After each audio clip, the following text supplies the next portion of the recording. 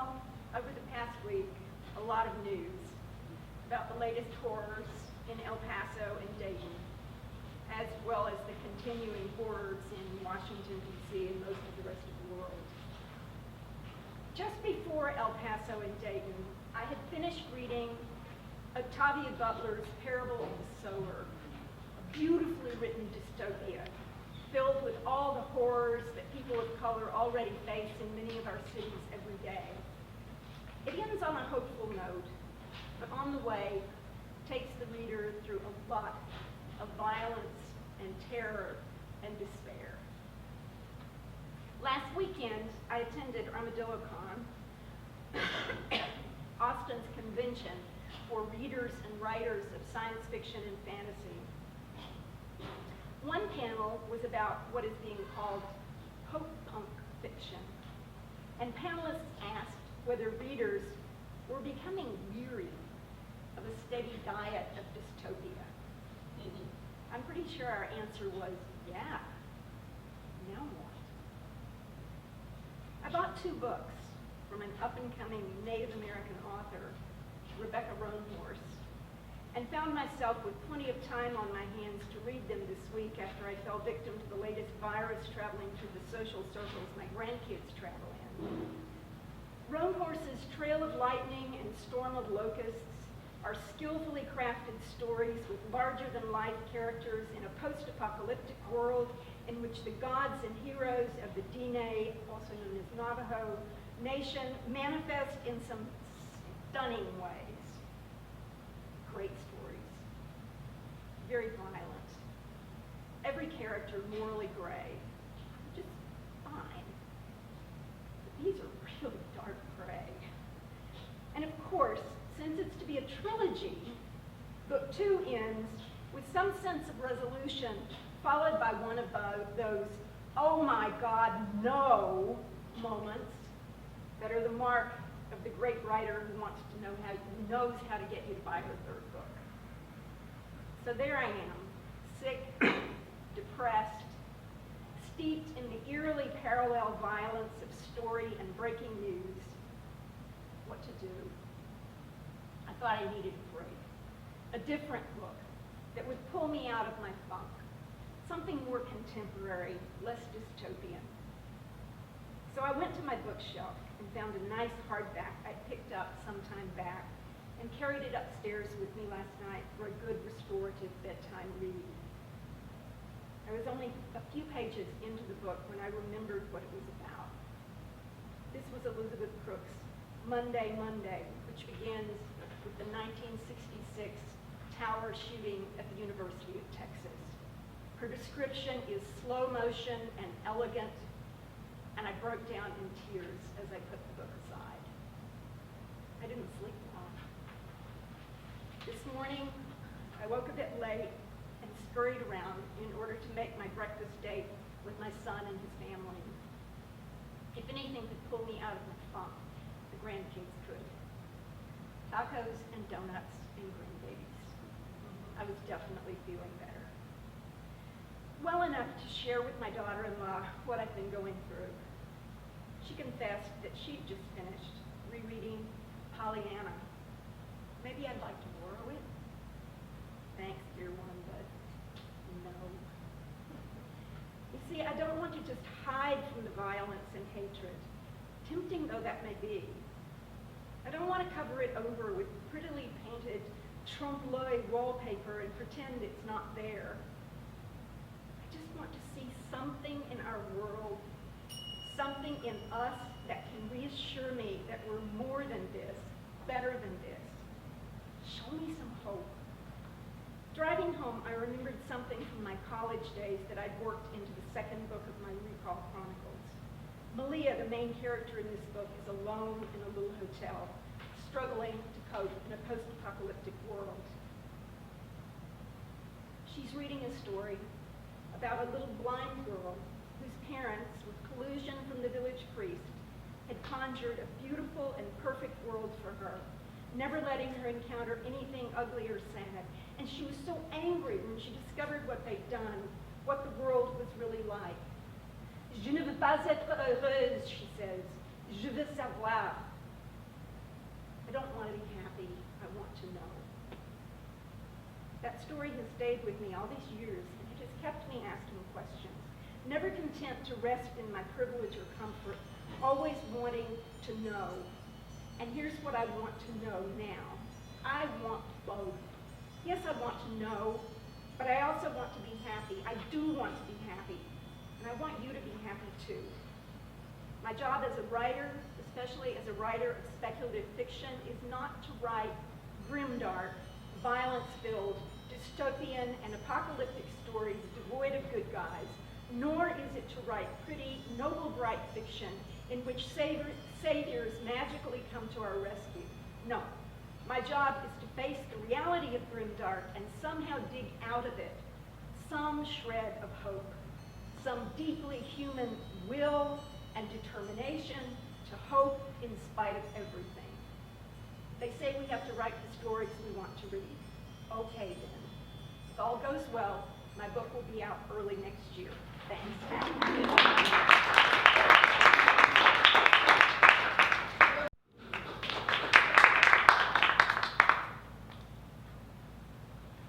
Redwood. This is the continuation of my previous thing. So bear with me. I am a white European American citizen. I say citizen because I do not consider myself an American. From my point of view, the only true Americans were the ones who were already here when my European predecessors arrived on this continent. I struggle to live with the legacy of what my ancestors did to wrestle this land from those people, and the indignity and arrogance of us now claiming it as ours. Not only that, but for us to have the audacity to tell newer immigrants to go home is humiliating. And to further our disgrace, we plundered the natural resources of this land and even enslaved other people and brought them here to work for us. And now we think we can claim the inheritance of their work, their land, and bully the rest of the world to follow our example? I recently took a road trip with my kids, my guide James and his kids, to the redwoods of California. The rangers told us not to walk close to the roots of these massive sequoias because despite their mighty grandeur, over time it erodes the soil that they need to survive. So we walked the trails lightly in awe of these majestic beings, humbled by their amazing size and noble age. I found myself wondering what our civilization would look like through their eyes. I pondered all they have seen over the past 600 years and what wisdom they could share with us. But I was torn abruptly from my reverie when I heard James yell out to a European family who was roughly kicking at the bark of a towering tree to get their footing on the roots for an Instagram photo. His voice was guttural, thundering, threatening. I put my arms protectively around my kids and hung back. I felt a twinge of discomfort for that family, making excuses in my mind that maybe they didn't know better, didn't understand English, or were just momentarily taken by the wonder of what they were witnessing that they weren't thinking clearly. When I looked at James, proud Comanche descendant, I felt shame rise hot on my skin. I could see the deep wound that image provoked in him, and the warrior it awoke. Is that not the legacy of my people? Carelessly destroying what was meticulously protected for thousands of years on a momentary whim? For a trinket to send home with no sense of greater responsibility to the earth, to our community, to the great spirit that created all of us? My time collapsed. Suddenly I felt no difference between those clueless European tourists and my own uninvited presence on this land. My family's just been trespassing longer. As I looked around me at James and his children, and my own children with Zapotec heritage, I was acutely aware that I was the only one in our group without legitimate ties to the earth we were walking. My lungs contracted, and I found it hard to breathe. I felt a similar twinge as we crossed the El Paso checkpoint, and this was before the news of the shooting. Is everyone in the vehicle an American citizen? James's yes rang hollow in my gut. After years of living with a so-called undocumented immigrant, crossing the borderland still triggers unbearable anxiety. Yet from where I stand, my ex had more right to claim this land than many of the people who indignantly asked this question. Do I even believe in borders anymore? Particularly ones that were won through bloodshed and deceit? As I looked out over the vast desert, I couldn't help but wonder who was risking their life at that very moment to cross it. I could feel the pounding of their heart and the parched cotton dryness in their mouth. And who can fathom the child who was right now crying out for the safety of her mother's arms, from which she had been cruelly ripped in the name of some arbitrary laws written by and for my own forefathers, who stole this land in the first place and never seemed particularly concerned about their own broken treaties. It's a heavy legacy I daily heave on my shoulders and wear slung over me like the scarlet letter. Yet to ever set it down feels like the pinnacle of unearned privilege.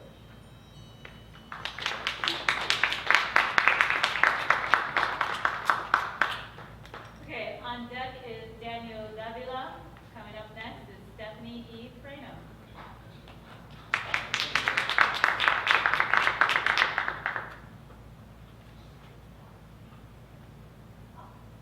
It's been about 8 months since I've been among you. The last time I think was in December. December until now, been busy. I have continued to write. I have now over 800 pages on my actual first book. This book is going to have 57 chapters. It's kind of set that way because when I connected to to the year of my birth. But in the time that I've been away, I've had car issues. I've gotten a new car. I've dealt with having my credit report changed. I have given my second sermon at my church, and I have spoken at a college that I never in my wildest dreams would I ever think that I would ever set foot on this campus again. Because in 2012, I was actually fired for having a turned up lifestyle. And then I was invited to go back and speak, and there were 15 students in the class. And from all the student reports that I have read so far, every one of them are very positive, so I touched a lot of lives. But that was something that I never thought that I would ever do. I feel like I'm in somewhat of a void because I've been coming on the opposite months, knowing that I'm just maybe 1 month off or 1 week off. Finally, I've made this connection, and I'm very glad to be here today.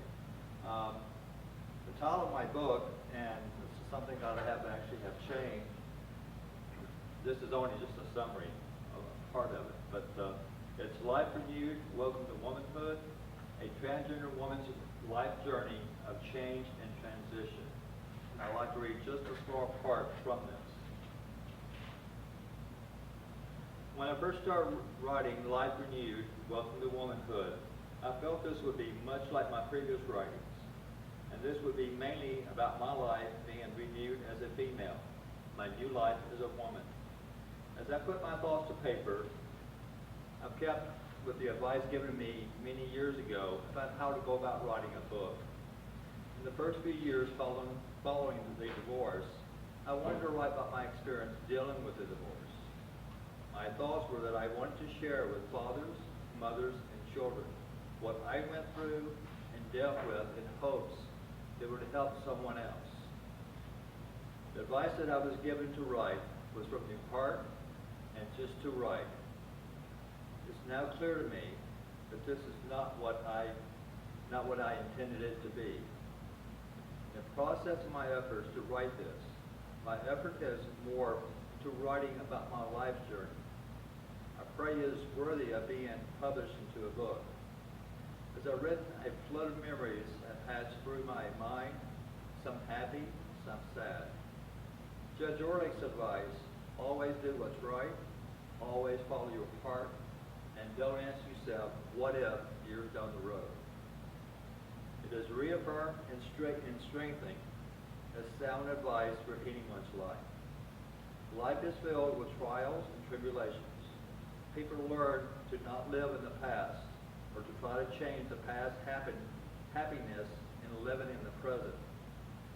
Looking back has its merits, to learn from mistakes made, not to relive those mistakes. At times, it's good to look back to see the strength that it took to overcome that particular experience. Then, to use the knowledge to overcome other challenges in life. And Robert Frost's road not taken, and I took the road less traveled. And that has made all the difference. Life has many roads not taken, just waiting to be explored. There are journeys waiting to be explored and experienced and lived.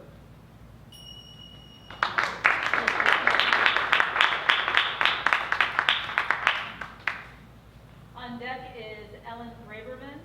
Coming up next is Daniel Davila.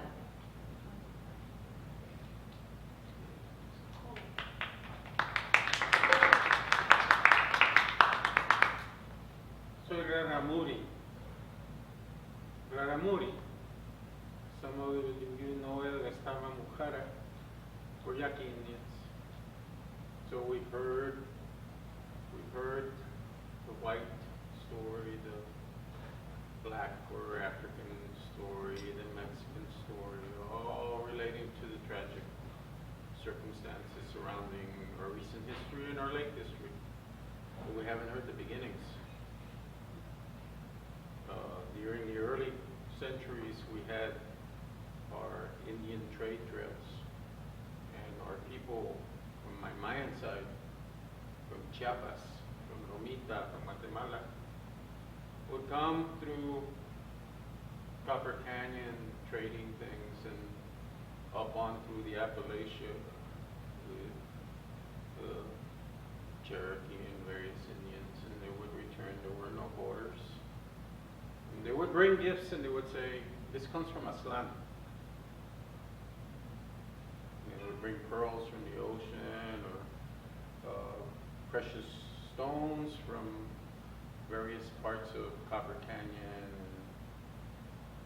And from the Appalachia, they would go downwards, southernward, and in the trade trails, they would trade.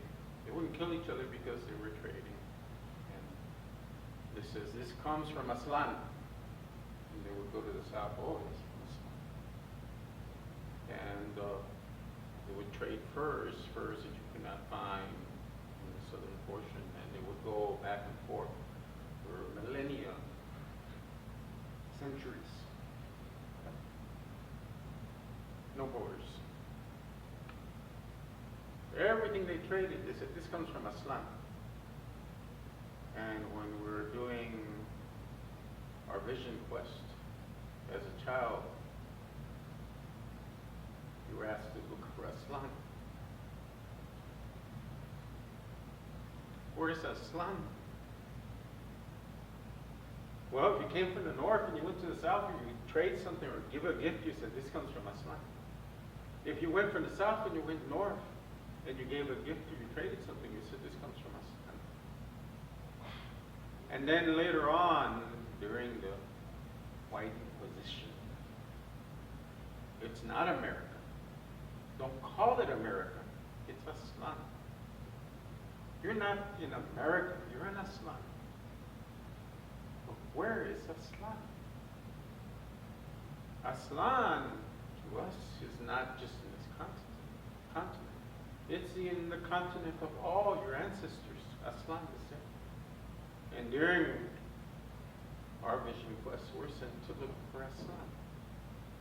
Our uncles would say, oh, it's over there in San Antonio. The other uncle says, no, don't be ridiculous. It's in South America by Buenos Aires. The other one would say, no way.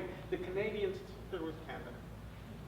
Aslan is it. And then during the centuries, post-Columbian, they would across the borders. People would come to work as migrant workers picking, and I did too, cotton, onions, tomatoes.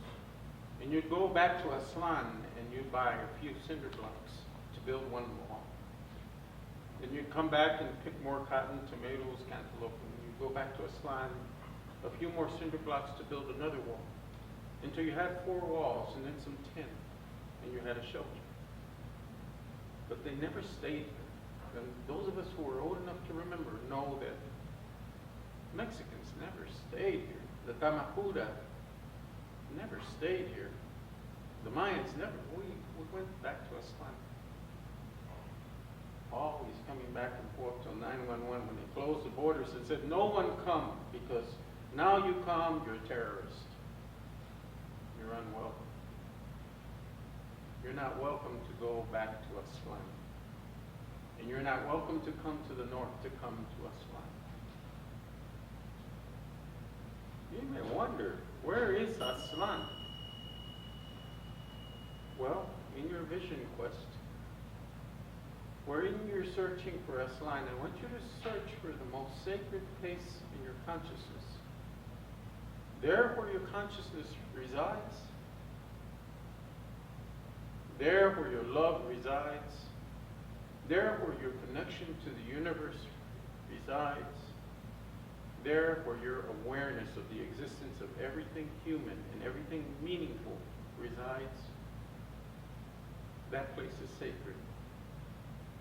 That, my friends, is Aslan.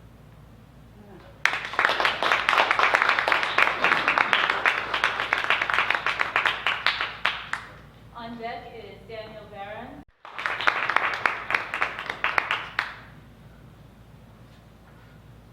Sweetness. I can feel your sweet breath of your love calling to me like bees to honey, knowing full well that I would be unable to resist, surrounding me, leaving me so full, easing my hunger.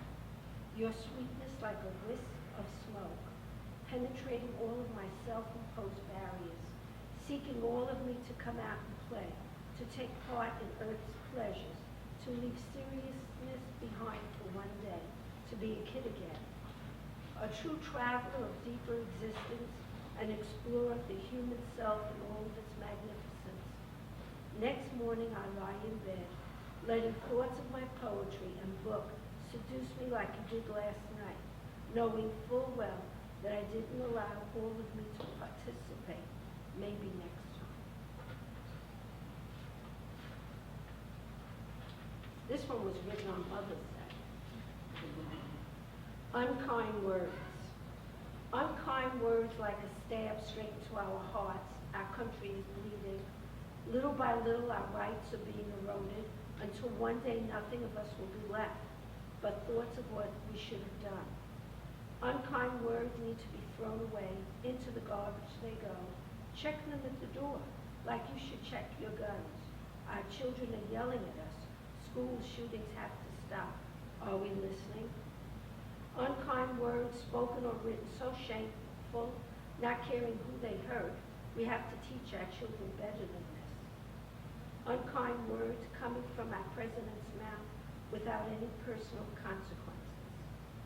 Unkind words so hateful, our earth is tired and needs to rest. But the rains and earthquakes keep coming, destroying whatever is in her path. Unkind words hurled into my face. Today I spit back with such love that you are knocked down, and I then walk away unharmed.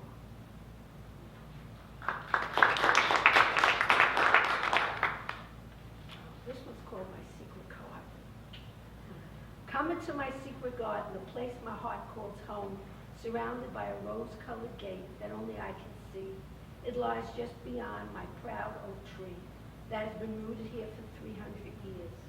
Come into my secret garden where none have ever been invited. Let us lie naked upon a bed of soft green grass, while our eyes feast upon the quiet sky.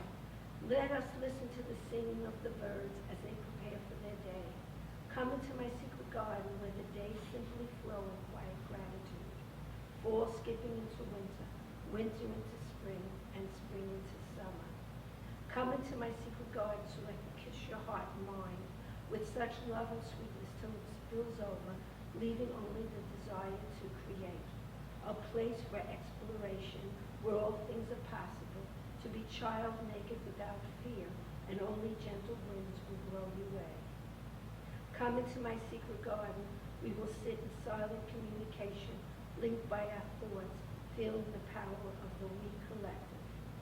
In simple gratitude, I take your hand, so together we can fly across the sky, behind the moon that only a few get to see, our one last trip, or simply our next adventure, with many more awaiting us.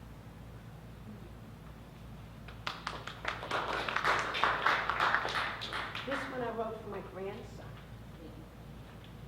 It's called Snuggle Time. You and I are sitting quietly wrapped in our blanket, you on my lap, sucking on a small grapefruit lollipop, one that you had just gotten from Henry's birthday party that Saturday, while a chocolate kiss is melting in my mouth, given to me by you. Time passes by. It could have been a second or a minute or centuries, but who really cares? This is a heart moment, a snuggle moment. What a gift, skipping generations from you to me. You call me your Mimi, your grandmother, and I call you my grandson, the one I'm always giving kisses on, the one who Sid and I play motorboat in the Wise pool, the one who sleeps in that bed between us, hugging you two Kirby dogs and a toy, and the one who tells other kids when they pick on you, I'm a big.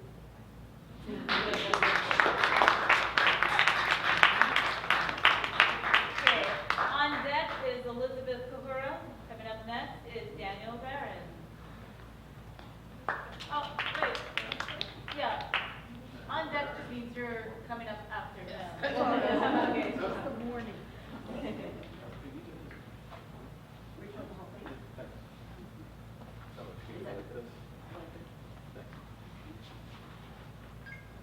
Ready? My fellow Americans, I'm actually running for president 2020 as a write-in candidate. And I've really enjoyed all this talk because it's a lot of the issues about immigration. A lot of people would ask me, what is unique about my campaign? It's, I've got 20 years of quality assurance, like Six Sigma, ISO 9000, and I'm very anti-corporatocracy, and I would define that as like, it's in the government, business, it's in the charity, it's like the corporatocracy of the world. The website is Face Triage. I'm actually working on some, I'm looking to hook up with a lot of people in Austin about like doing some concerts and stuff, and have other presidential candidates. And my whole life has been like the duality of Trump. Actually, this is my homeless card, like spending time in homeless shelters and stuff like so. That's my homeless card that I'm proud of because I've had to live a different kind of America. I know certainly there's people who've had a lot worse stories than mine, but at least I've had some touchings on what would the duality of Trump be. It's like the idea of like what it's like worrying about, you know, having a few dollars to make it through the month. I've lived in the projects before. I've, you know, had, and these are things that we're not hearing from candidates, but it's also how do we get quality back into using Six Sigma, ISO 9000, a lot of the things that's in my background from doing IT, to really celebrate IT, and I do believe in healthcare for everybody, that should be a fundamental human right. I'm also a capitalist, so I believe in buying and selling, but I don't believe in the dog-eat-dog kind of selling that we're doing now, buying and selling. It's about collaboration, it's about working together where everybody can win somehow. So this has been an effort. I actually ran for president in 2016 as a write-in, so I'm doing it again. And this is my biggest audience. I would thank Malvern Books. This is a great audience, so it can only get better from here. But I'd love, if you're like a musician and poet, artist, if you like to do readings, I'd love to see how we could do more of this stuff. And the website is Face Triage. And I guess, again, why I would even run for president sounds so crazy. And, you know, it's about keeping Austin weird, but it's also about trying to look at things from the duality of what we're seeing. I see all the current candidates, they're just like plastic blow-dried suits. They look like robots, like autonomic you know, and it's like, how do we get like regular people up there more interested? I think, you know, the Democrat and the Republicans are all corporatocracy, and we saw that. I do like Bernie Sanders a lot. He would probably be my first choice, but my own campaign would be similar to a lot of his ideas, but I'm definitely a capitalist. But again, it's about how do we get really good buying and selling, and not this horrible, like, dog-eat-dog kind of corporatocracy that we're seeing right now. So, well, I appreciate everything. Thank you, and I'm not going to be another plastic blow-dried suit. Thank you. All right, our last open mic of the evening, Elizabeth Kahura. Jumbo, everybody. See Jumbo. Well, I'm not going to take a lot of your time. My name is Elizabeth Kahura. As you can hear, I have an accent. I was born and raised in Africa, in a country called Kenya. You all know where Kenya is. And I am a storyteller, a performer, but actually I'm also an educator. I go to schools, libraries, and this is such a good change for me because I get to be in the presence of kids. So being in the presence of grown-ups, it's a little, different. And I love telling stories about Africa. I still dream, I still keep my dream about the beautiful America that I remember when I was a little kid. I know America has gone into so many differences, changes, but I still hold on to the hope of America because I know there's good in America. And when I came from Africa, I had a dream that I would be who America promises to give, to make those dreams come to life or become true. And I always wanted to be a teacher, and I always wanted to be a performer, and that's what I have been. So there is good in America. And what I would urge all of you is to keep the dream alive, keep playing the drum, don't give up in every little situation, every little thing that you can do. Keep the drums sounding, because if you don't play the drum, no one will play those drums for you. Only you can play those drums.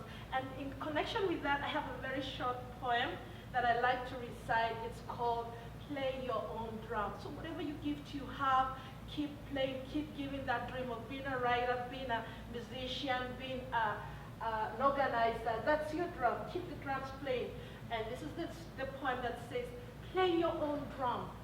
No one else can play it for you. No one else should. Play your own drum.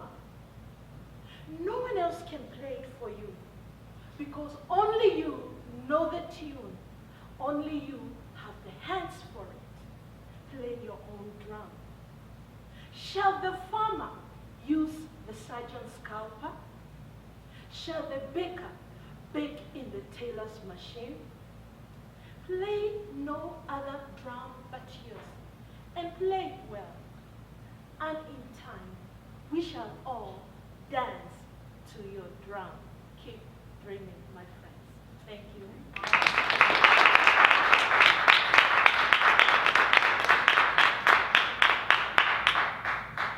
That was awesome. Thank you so much. Trying to get my card here. I want to thank you all for coming out. Our next show is in October.